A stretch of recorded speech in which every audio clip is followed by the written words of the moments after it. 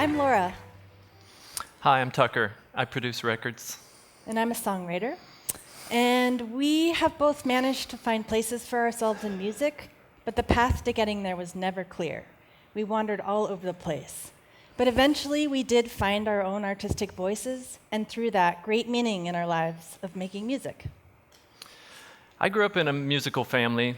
In Nashville, Tennessee, my father is a songwriter, and I used to accompany him sometimes to the recording studio when his songs were being recorded. And I remember, even at that young age, being struck at what a kind of magical, mysterious environment the studio felt like, even though I didn't really understand what it was all about. So I knew pretty young that music was going to be a big part of my life, but I didn't know how. I chose not to go to college, and instead, the night of my high school graduation, I packed up my car and I left the next morning for Boulder, Colorado, where my older brother and I would start a band and hope to take over the world. Probably don't need to tell you, that didn't happen.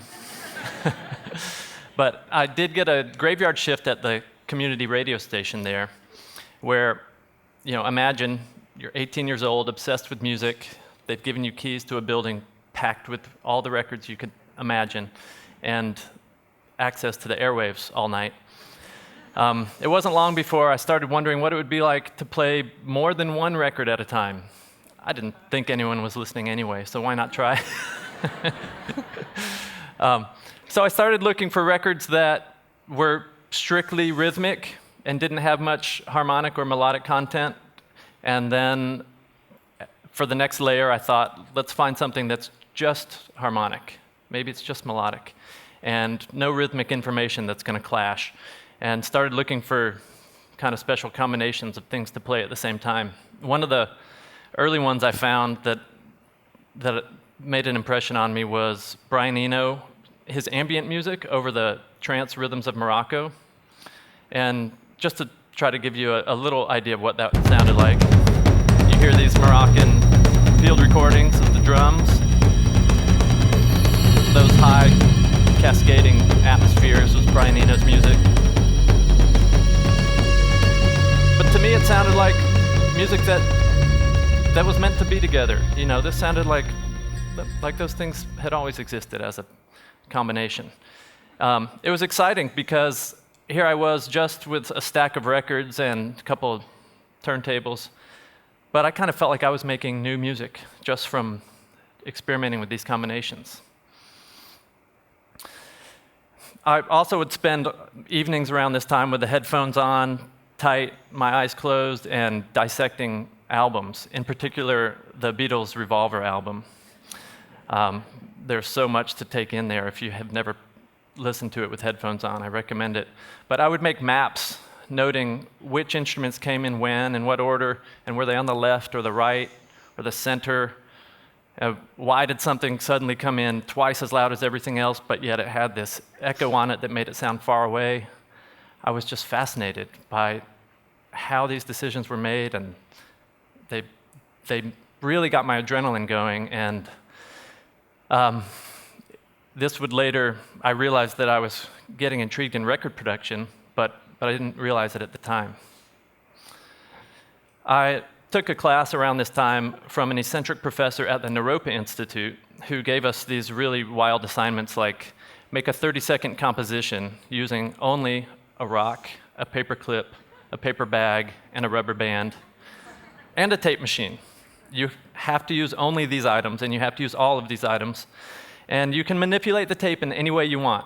You can change the speed of it, you can change the direction of it, you can record things slowly and play them backwards, fast, and then record something at that speed. You could crinkle the tape up, you could slice the tape with scissors if you want, and rearrange it and tape it back together. But you had to stick to these items. I was thrilled, I was just loving this. And was excited to realize that there was actually a movement of music based on this kind of abstract sound composition. It started in France in the late 30s, early 40s. It's called musique concrète. And to give you some idea of what musique concrète sounded like when it was pretty new, we'll play you a short example here from Pierre Schaeffer.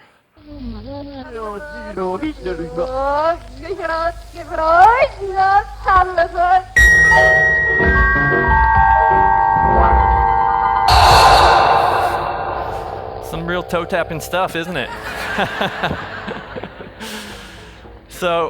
But something that was interesting was that I started recognizing some of the techniques from this musique concrète from the Beatles records that I'd been dissecting. And it was incredible to me that there was something in common between this musique concrète, some of the most challenging, difficult to listen to music I'd ever encountered, and arguably the world's most popular band of all time.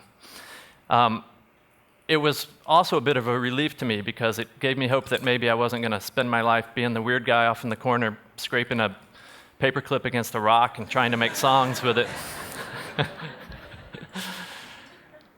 So not long after that, I discovered the masters of Jamaican dub music. In particular, King Tubby and Lee Scratch Perry really spoke to me.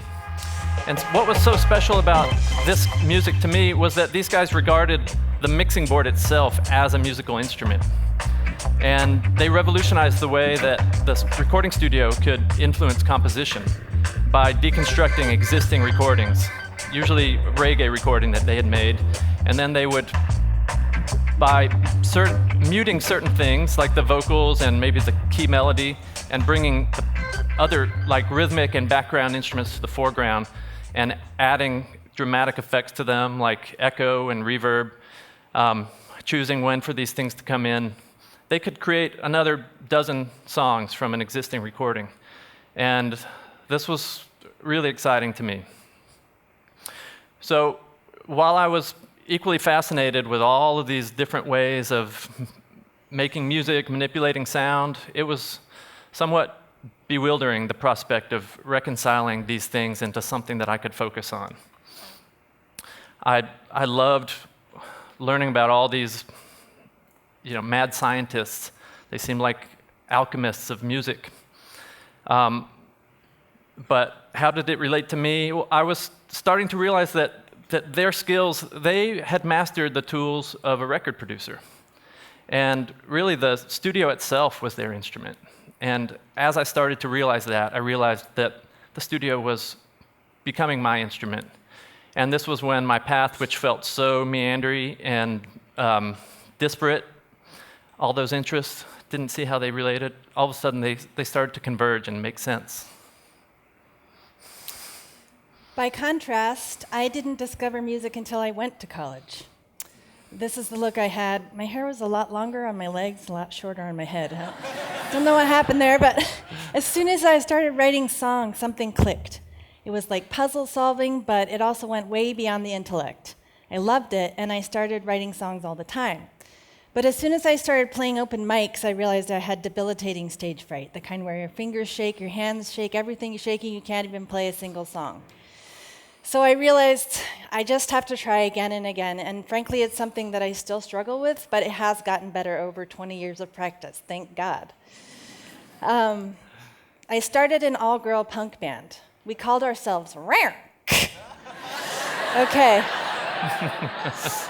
I'm not sure, we were not that popular, so I'm not sure how many people really knew how to say the name properly. You have to do the hand gesture, so let's try it together on 3. 1, 2, 3. Rare! Nice. One time I was playing really hard and I felt liquid on my hand. I looked down, I saw blood all over the guitar. I was like, yes, I don't even feel the pain. Just the rush of music. And around that time, my grades started to suffer. But then I did what every aspiring musician does. I graduated with a degree in geology. I moved to Seattle and continued working on my songs. They were really bad in the beginning. I'm going to give you an example. This is one about my cat. His name was Jack. He had one eye. You can see the picture. My name is Jack. I'm not your ordinary cat. I used to be stressed, but now I'm hip, I'm relaxed. Let me tell you a little story about how I changed my tack. All right, I'm going to stop right there. I told you it was bad.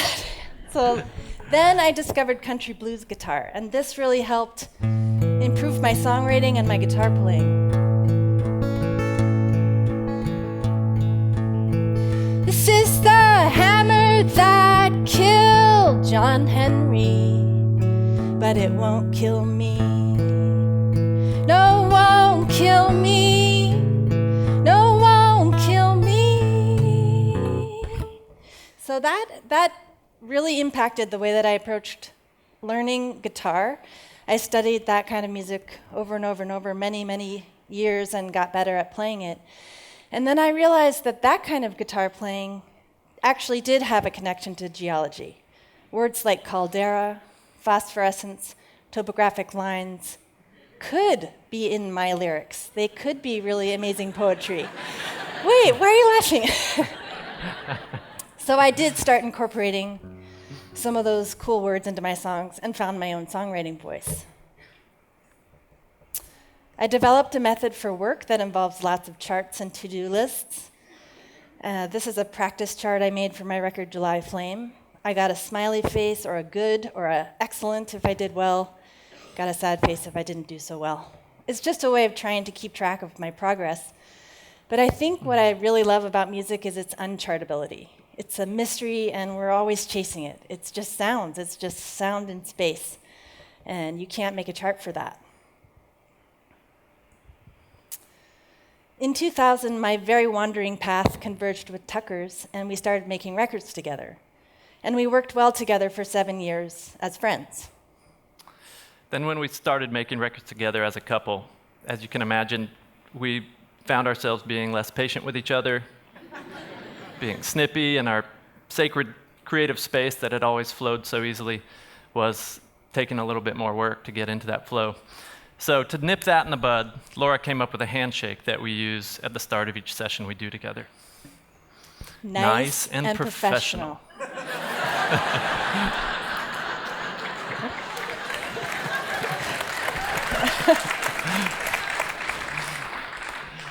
It's not foolproof, but it lightens the mood a little bit, and it just helps acknowledge, to keep that stuff out of the studio. So while we both feel like we've landed somewhere that we're meant to be and that we feel incredibly grateful to get to have music be part of our livelihoods each day, the paths to getting there were never clear at all. It was really murky, and we never could quite see where we were going. It felt like, and it still does really, but at least it's become more clear, it feels like the thing to do is just to spot the next mile marker and make it to that spot. So for Tucker, that meant that his seemingly disparate interest in sound was called record production, and that his studio was his instrument. For me, that meant that there is an intersection between geology and country blues guitar. So the takeaway for us is to remember to try to always pursue our interests full on and not worry too much if they don't seem like they're making sense, because sooner or later they will converge in surprising ways. I guess it comes down to life being more weird, more fun, and more colorful when we stop trying to make perfect sense of it.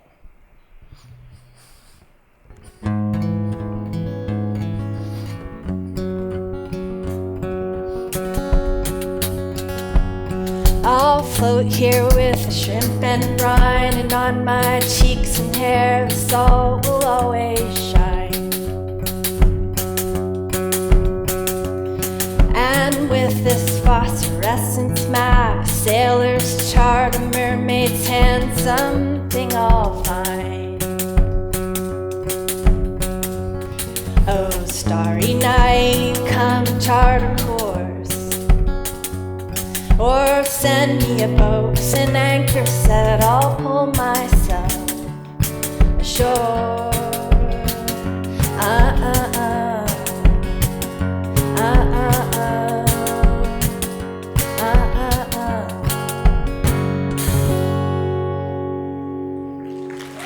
Thank you.